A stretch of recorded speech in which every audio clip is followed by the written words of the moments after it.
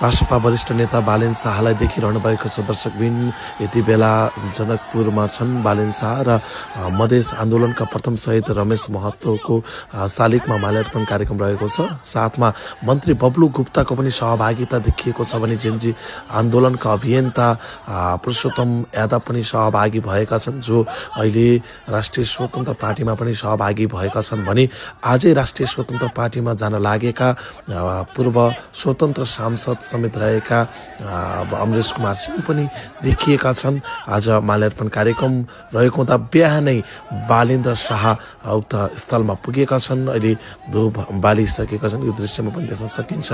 र रवि लामिछाने पनि केही क्षणमै यति बेला जनकपुर पुग्ने तयारी हुँदै गर्दा बालेन शाह यति बेला माल्यार्पणमा सहभागी भइसकेका छन्। साथमा जेम्स पनि छन्। जेम्स भर्खरै राष्ट्रिय स्वतन्त्र पार्टीको केन्द्रीय सदस्य बनेका हुन्।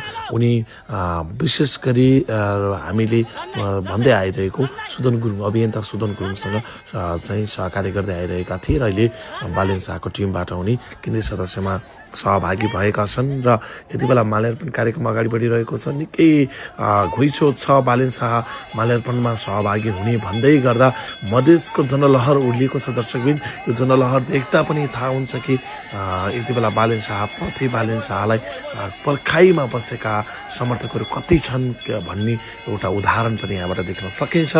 भर्खरै माल्यार्पण सकिएको छ अनि शहीदहरूको तस्बिरमा पनि अनि शहीदहरूको शालिगमा पनि माल्यार्पण भएको छ। राष्ट्रिय स्वतन्त्र पार्टीका समर्थकहरू यति बेला घुइँचो भएका र सहभागी भएका छन्। हामीले साथमा अन्य कलाकारहरू पनि देखेका छौँ। अर्जुन घिमिरे पाँडे पनि सहभागी भएका छन्। दर्शकबिन यहाँ हामीले यो जनलहरलाई तपाईँको माझ देखिरहेका छौँ। यति ठुलो जनलहरको बिचमा बालेन शाह सहभागी भएका छन्। साथमा अमरेश कुमार सिंह पनि सहभागी भएका छन्। उनीहरूप्रति देखाइएको मध्य प्रदेशमा माया